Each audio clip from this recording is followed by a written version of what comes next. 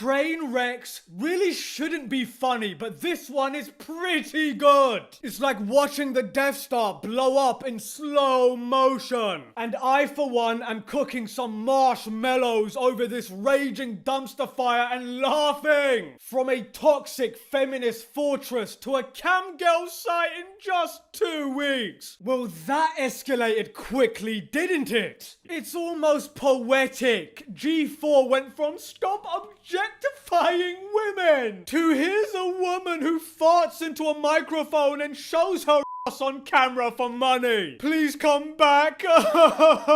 Can we offer you a smoking hot redhead for this trying time for us? Mrs. Frosk over here was like, I am not bangable. We don't need women on our show to be that way. And then some marketing Chad over at G4 was like, hey guys, we didn't mean that. Here's the world famous Twitch thought Amouranth in a skimpy bikini jumping into a pool full of balls. Imagine being demolished by someone who sells farts in a jar. If we're being all the way honest here, this redhead has probably made more money just in this one naughty segment than Frosk Urine's entire contract, and I'm perfectly fine with that. You know, when I really think about it, Justin Bieber, Frosk Urine, did something extremely impressive. In one night, she destroyed the revival of a long-revered gaming channel, destroyed her own irrelevant career, and earned the wrath of practically the entire gaming community. If anything, she's a pretty powerful woman. Now that she's essentially been replaced, here comes the inevitable lawsuit. You know, I wonder if Adam Gisler's wife's boyfriend is just consoling him right now. Now that I think about it, he's probably out with Adam's wife and that redhead for a 2-for-1 deal for about $5. Hit that like button and subscribe, baby, because it looks like our friendly neighborhood troglodyte, Frosk Urine Justin Bieber, has just been replaced by someone bangable. I'm sure he or she, whatever the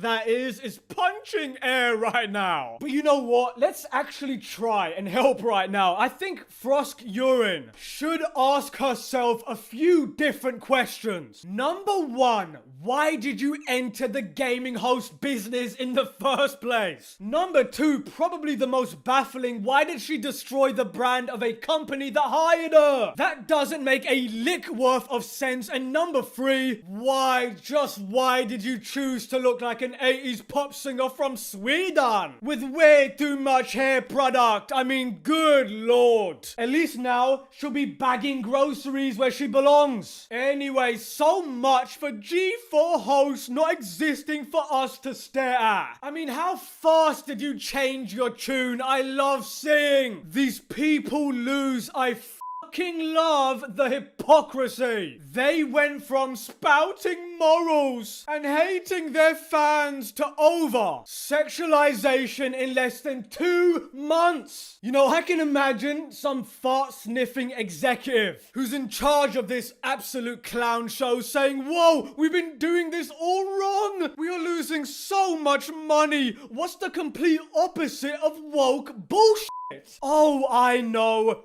Twitch thoughts. Let's try that and see what happens. You are absolutely pathetic. Because how dare you, in one breath you're like, sex appeal is archaic and oh so very wrong and we are above that. And then 2 weeks later, you're like, quite clearly we need to use sex appeal. How about you pick a side, you bitch? You know, if anything, this Amouranth thing just exposes them for using women as a grift. They don't care either way. Look, I'm about to tell you something you already know. Don't act shocked. Corporations don't believe in their virtue signaling. They follow the money, and in this case, it's too late for them to take it back. As entertaining as this might be, I doubt this will ever save the G4TV brand. The damage has already been done by that screeching Justin Bieber lookalike. And the internet never forgets. It turns out that bashing your potential audience on Twitter and YouTube and following the woke clout doesn't translate to new viewers. Oh my god, who would have thought? Insert surprised Pikachu face. It's not like I didn't already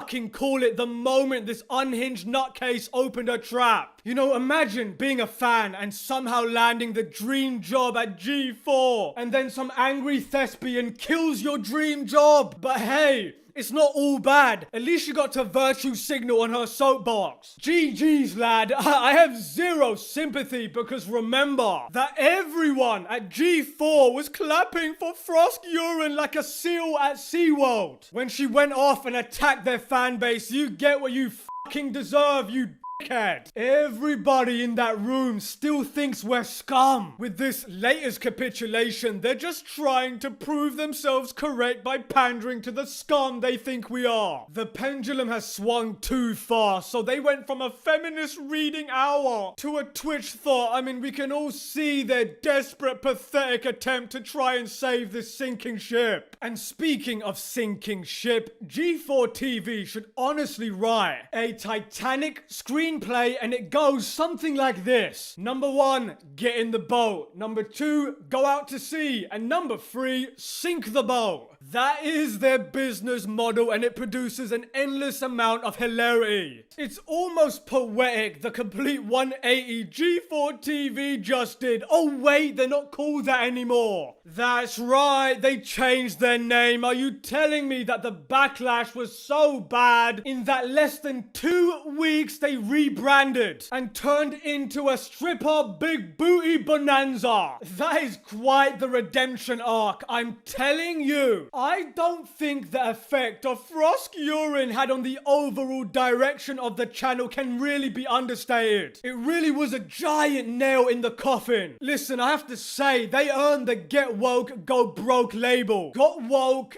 got deleted more like, but they say that masculinity is so toxic. But yeah, it's feminism that endlessly destroys wherever it touches. I don't know, but perhaps the higher-ups will learn from their mistakes and make a proper video game show. Who am I kidding? They never learn. Imagine allowing one person to destroy an entire brand, and it only took them 2 weeks. Amazing. Anyway, yes, all of us gamers love Amouranth, who is truly just an inspiring, talented gamer. You know, these thoughts are like cockroaches. It's damn near impossible to get rid of. You know, when I look at someone like Amouranth, it reminds me that feminism is an unrelenting parody of itself. You know, Twitch should just change their name from Twitch to Snatch, because that's all they really are. But anyway, that's a different topic. Manix out.